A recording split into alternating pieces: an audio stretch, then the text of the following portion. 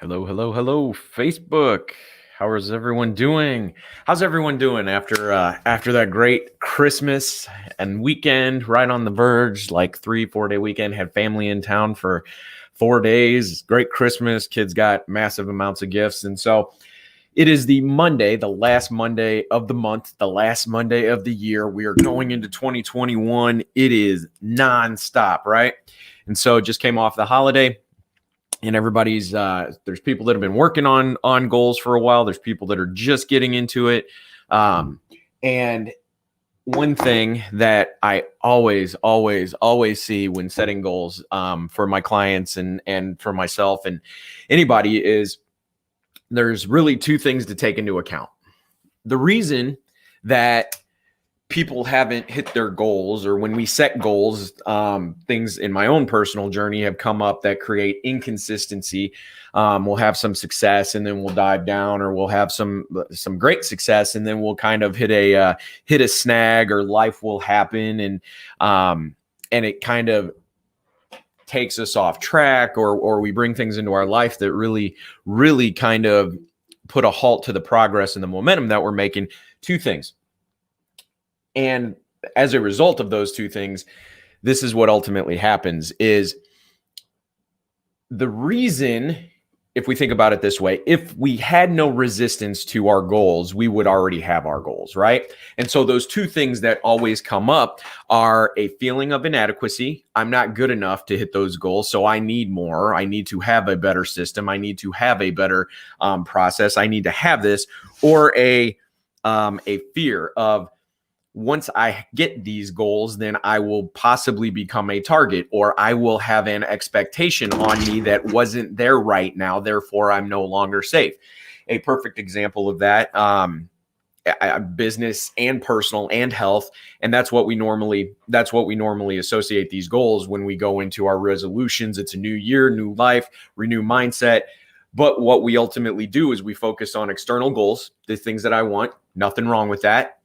Desire is a human, God-given thing. It's okay. It's a matter of when we attach to those that we have some issues, because then we make our life not okay if we don't have those achievements. But that's a whole nother life. What we're talking about right now is, I'm here and I think I need to have these things up here. There's a resistance to getting those. And in the middle of that is the feelings of inadequacy, the feelings of insecurity, as far as, well, I'm inadequate, so therefore I won't be able to hit it, or insecurity of, I'm good enough to get it, and then when I have it, there will be additional requirements of me, and therefore I'm not going to be safe at that level. Therefore, what happens, and we see this, and this is where inconsistency comes from, I make progress. I'm not familiar with this feeling, and I don't know how to juggle everything. I'm overwhelmed possibly, or it becomes real. And then, I've got 16 deals working in the case of, when my personal business journey, I've got 16 deals going. We don't have the systems in place to do that. We don't have this in place. I'm not good enough to maintain this. So then it's like, we can't keep it going. I'm going to kill it by self-sabotaging. And part of that process for me, just in my personal weight loss journey as well, I can drop weight really quick. I can go on tears of 6-7 months. Like, I've lost 40-50 pounds, maintained it for how many ever years. What came up for me is a lack of trust. If I start getting like charismatic, I've got energy, I've got, all these things. If I also have a great body and I'm in shape, and, people will start looking at me and I will get unwanted attention. So for me personally, with my weight and my body and my health, it's an opportunity for me to hide. If I hit some success and I don't want that attention, well, then what am I going to do? I'm going to kill that. I'm going to self-sabotage, and I'm going to kill that progress that I made. That's where inconsistency comes from. That's where you're going to have effort, momentum. You hit a unfamiliar feeling. And there's a great book by Gay Hendricks called The Big Leap. I recommend for everybody, all my clients, everybody, it's the upper limit. Tony Robbins calls it, we have our thermostat. It's set at a specific level of abundance and success and health and all this.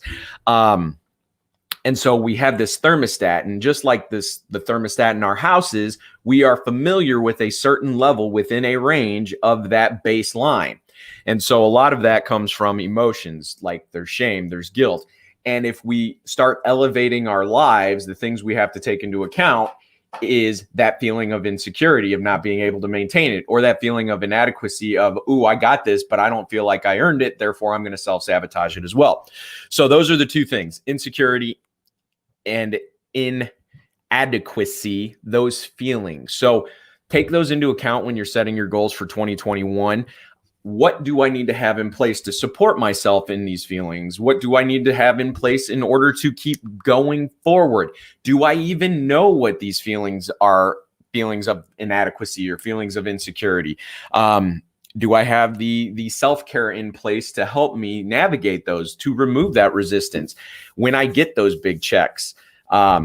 Which are great. Those big checks are great. But if you're coming from not knowing what a big check and a W-2, like I was getting checks for $300, $400, $500, $1,000 every 2 weeks because I was working 40 hours a week and I was getting this payment on time, and then when you get a check from a deal that, you got 20 grand in your bank account in 6 weeks, like, are you familiar with that? Do you know how to handle that?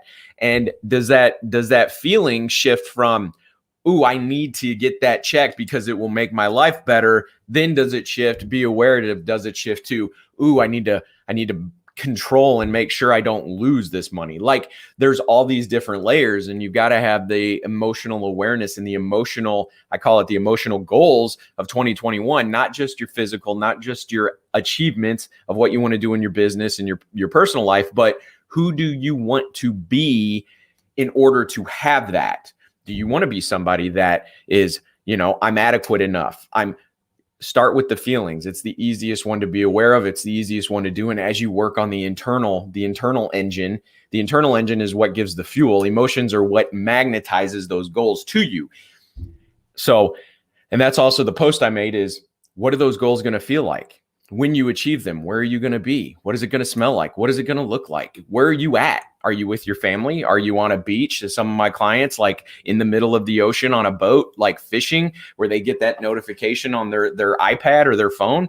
Like, make it as crystal clear and as emotionally attached to it. Not that you're not okay if you don't have it, but you are attached to that event in your life in the future, and be grateful for it like it's already happened. You will start attracting people. You will start attracting resources. You will start attracting money. You will start attracting all the things that you need to achieve those goals, because you are aligning emotionally with it, as opposed to like not knowing that those insecurities and those inadequacies are going to come up. They're going to come up and you're going to move through them. And when you move through them, that's what maintains that momentum and allows you to keep ratcheting up the process and the progress, instead of getting to a certain point where it feels unfamiliar and then you self-sabotage, so you can go back to that old addiction of that feeling of not being good enough, not feeling worthy, all of those things. Speaking from my own experience, as well as all of the people that I've coached and trained over the years. So that's what I got for you guys today. Man, it felt like 30 minutes went by in real quick. So I love you guys. Thank you. Like, share. I see Billy liked it. So thank you, Billy. And then anybody else, if you guys have any questions, DM me. Let's talk. It's the end of the year, getting ready at the end of the week to start the new year. I'm excited. A lot of things going on. We will have a podcast on Wednesday with Connor Klink. Hope I pronounced his last name right. I will have that promo later today when I get his bio. And appreciate you guys, and you have a good rest of your day. I'll talk to you soon.